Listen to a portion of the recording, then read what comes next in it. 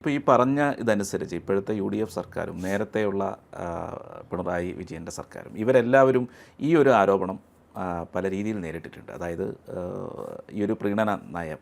അപ്പോൾ ഇങ്ങനെയൊരു മാറി മാറി വരുന്ന സർക്കാരുകൾ ഇങ്ങനെയൊരു പ്രീണനം തുടർന്നു പോയാൽ അത് മറ്റ് സമുദായങ്ങളെ എങ്ങനെയാണ് ബാധിക്കുക? അല്ല, ഈ കേരളത്തിൽ ഇപ്പോൾ എല്ലാ സമുദായങ്ങൾക്കും, അതായത് ഹിന്ദുക്കൾക്കും ക്രൈസ്തവർക്കും ഒരേപോലെ തന്നെ ഉള്ള ഗ്രീവിയൻസ് എന്താണ്? ആ ഗ്രീവിയൻസ് സംഘടിതമായിട്ടുള്ള മുസ്ലിം സമൂഹത്തിൻ്റെ താല്പര്യങ്ങൾക്ക് വേണ്ടിയാണ് ഈ പിണറായിയുടെ ഗവൺമെൻറ് ആയാലും അതേപോലെ ഇപ്പോൾ UDF ഗവൺമെൻറ് ആയാലും ഭരിക്കുന്നത്. സംഘടിത മുസ്ലിം സമൂഹത്തിൻ്റെ താല്പര്യങ്ങളെ സംരക്ഷിക്കുക എന്നാണ് രണ്ടു കൂട്ടർക്കും ഒരേപോലെ പരാതിയാണ്. ഇപ്പോൾ JB കോശി കമ്മീഷൻ റിപ്പോർട്ട് സമർപ്പിച്ചുകൊണ്ട് JB കോശി സമർപ്പിച്ച റിപ്പോർട്ടിൽ പറയുന്നത് എന്താണ്? അതായത് ന്യൂനപക്ഷ ക്ഷേമ വകുപ്പ് പിണറായിയുടെ കാലത്താണ്. ന്യൂനപക്ഷ ക്ഷേമ വകുപ്പിലെ 22 ജീവനക്കാരിൽ 22 പേരും മുസ്ലിം സമുദായത്തിൽപ്പെട്ടവരായിരുന്നു എന്നാണ്.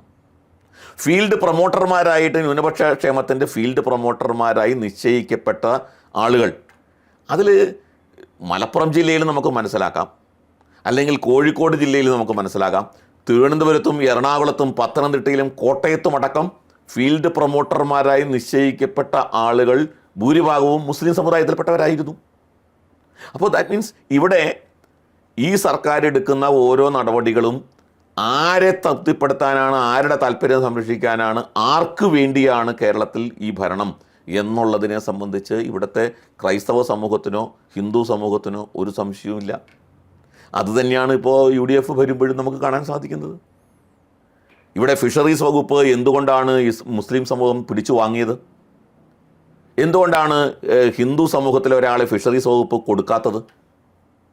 ഒന്നുകിൽ ക്രൈസ്തവർക്ക്, ഒന്നുകിൽ ഇസ്ലാം സമുദായത്തിൽപ്പെട്ടവർക്ക്. അപ്പോൾ ഇവിടെ വളരെ ആസൂത്രിതമായിട്ട് ഇപ്പോൾ തന്നെ ഈ സർക്കാർ വന്നപ്പോൾ ഉടനെ തന്നെ തീരുമാനിച്ചത് എന്താണ്? മലപ്പുറം ജില്ല വിഭജിക്കണോ വേണ്ടേ എന്നുള്ളതിനെക്കുറിച്ച് ഒരു കമ്മീഷനെ നിയമിക്കാൻ തീരുമാനിക്കും. മലപ്പുറം ജില്ല വിഭജിക്കുന്നതിന് ഒരു കമ്മീഷനെ, ഓക്കെ, കമ്മീഷനൊക്കെ നിയമിക്കട്ടെ. ആ കമ്മീഷൻ എന്ത് നിഗമനത്തിലേക്ക് എത്താൻ പോകണമെന്ന് നമുക്ക് മുൻകൂട്ടി തന്നെ പറയാൻ പറ്റും. കാരണം ആർക്ക് വേണ്ടിയാണ് ഈ കമ്മീഷൻ? ഇപ്പോൾ മലപ്പുറം ജില്ല വിഭജിക്കുന്നതിന് എന്താണ് പശ്ചാത്തലം? ജനസംഖ്യയാണ് പശ്ചാത്തലമെങ്കിൽ മലപ്പുറം ജില്ലയേക്കാൾ ജനസംഖ്യയുള്ള എത്രയോ ജില്ലകൾ ഭാരതത്തിലെമ്പാടുമുണ്ട്. എത്രയോ ഇപ്പോൾ ഈ കഴിഞ്ഞ ദിവസങ്ങളിലൊക്കെ നടന്ന ചർച്ചയിലൂടെ പലതും വെളിപ്പെട്ടു. പല ചാനലുകളും ആ വിഷയം ചർച്ച ചെയ്തപ്പോഴാണ് 1 കോടി ജനസംഖ്യയുള്ള ജില്ലയുണ്ട് ഭാരതത്തിൽ. ഈ തെലങ്കാനയിലെ ഒരു ലോക്സഭാ കോൺസ്റ്റിറ്റ്യുവൻസിയിൽ മാത്രം 35 ലക്ഷം വോട്ടർമാരാണ്. 35 ലക്ഷം വോട്ടർമാരുള്ള ഒരു കോൺസ്റ്റിറ്റ്യുവൻസി ഉണ്ട്.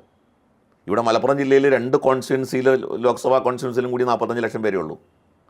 അപ്പോൾ ജനസംഖ്യ അടിസ്ഥാനത്തിൽപ്പെട്ടാണോ ഇനി ജില്ലയുടെ വിസ്തൃതി ചെറുതാക്കിയാൽ വികസനം ഉണ്ടാകുന്നുണ്ടെങ്കിൽ എന്തുകൊണ്ടാണ് കാസർഗോഡ് വികസനം ഉണ്ടാവാത്തത്? എന്തുകൊണ്ടാണ് ഇടുക്കിയിൽ വികസനം ഉണ്ടാവാത്തത്? എന്തുകൊണ്ടാണ് വയനാട് വികസനം ഉണ്ടാവാത്തത്? ചെറിയ ജില്ലയാണല്ലോ.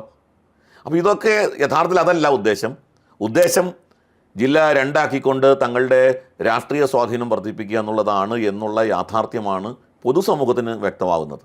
അപ്പോൾ ഇതിനെല്ലാം കൂട്ടുനിൽക്കുന്നതാരാ? അത് ഇടതുപക്ഷമായാലും വലതുപക്ഷമായാലും ഈ സംഘടിത മുസ്ലിം വിഭാഗത്തിൻ്റെ താല്പര്യങ്ങൾക്ക് വേണ്ടി ഭരിക്കുന്നു എന്ന ആക്ഷേപം അതിവിടുത്തെ എല്ലാ സമുദായങ്ങൾക്കും ഉണ്ട് എന്നുള്ളതാണ് വസ്തുത.